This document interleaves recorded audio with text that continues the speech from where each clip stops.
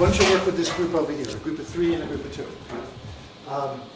So we're going to play a number of games. I want to get you warmed up and then move on to some other stuff. And to warm you up, we're going to try to use big muscles, not just little muscles. So I want to engage you with the material. So I'm going to ask you to use all this clay together. You 2 are going to work as a team. It's cold. And you 3 are going to work as a team. Okay? And working together, you're going to make one project together. The 3 of you will make a project together. It's the same project. How tall can you make that, the clay you've got? How tall? How tall can you make it? Ceiling's your limit. Okay. For the moment. Okay? One rule for the game, if it's okay with you. I'll ask you to limit your conversation with each other to non-verbal modalities. Oh. So, other than, let's say, laughing or crying. But, you know, no English, no Spanish, no Lithuanian, no Urdu. How about sign language? Sign language is nonverbal, so there you go. It's Sign language? Oh, well, if you don't speak the same language, then speak through the clay. Yeah. Okay, so how tall can you get it to go? Okay. Gosh, that's hard to move.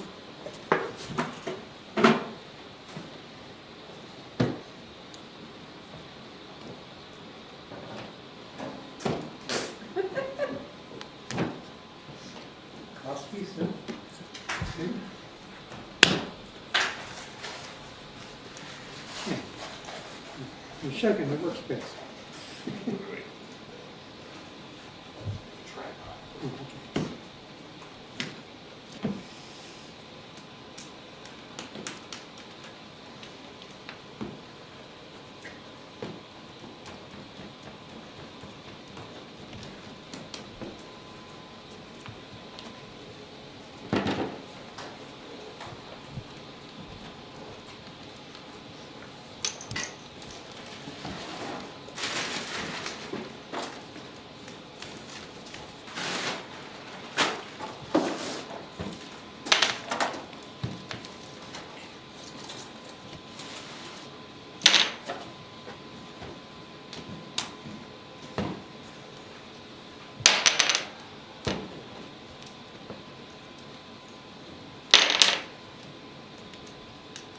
Okay, so wherever you are right now. It's your fault, Alan.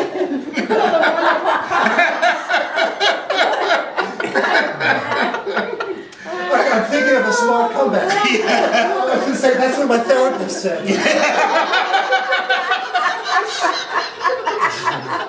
But what I was going to say was switch. So the folks working over here are working on this one, and the folks over here are working on that. Oh. Good luck. Yeah, there you go. Don't say I'll never get you. And 5 seconds. And 1 second. And no seconds. Okay. Unstable land, but this thing is big. I think they beat us. Okay.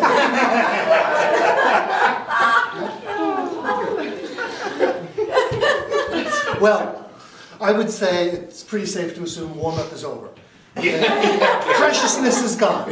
So what I'm going to ask you to do now is a series of exercises for the imagination. This is not group projects, but individual processes. We'll do a few of them, and I'll time them. They're all going to be 3 minutes each.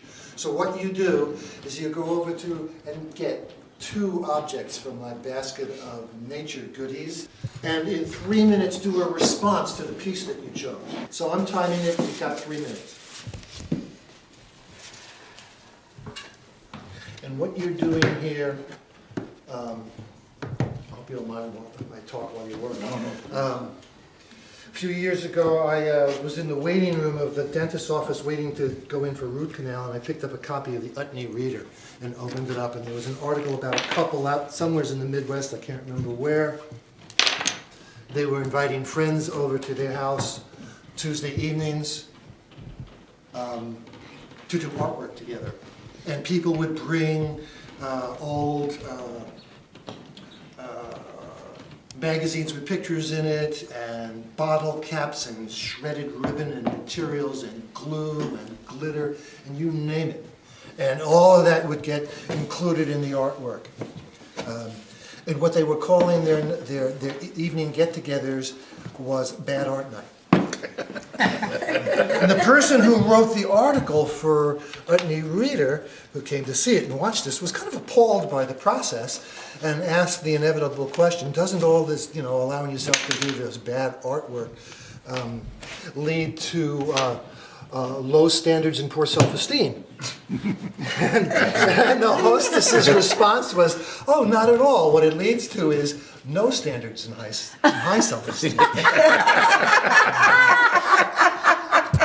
So, for the moment at least, give yourself permission to do bad art, because that's where the good art lies, is in the bad art. When you give yourself permission to have the privilege of failure, then the most heartfelt work emerges when you're not even looking, almost as if by accident.